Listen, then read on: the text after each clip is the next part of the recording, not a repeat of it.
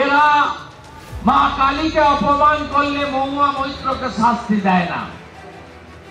আবার 30% মুর্শিদাবাদের হিন্দুকে কেটে ভাগীরথীতে ভাসাবে বললে এরা তাদের ভরতপুরের এমএলএ কে শাস্তি দেয় না।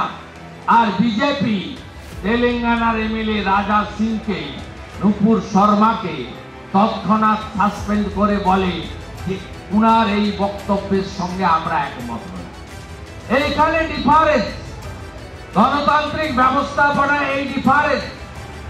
আরেক এমএলএ, তারও নাম ভরতপুরের এমএলএ এর মতো, তিনি এই মহারাজকে বলছেন, যিনি গৃহস্থ জীবন বিসর্জন দিয়ে সন্ন্যাসী কি পদ্ধতিতে হয় সবাই আপনারা জানেন।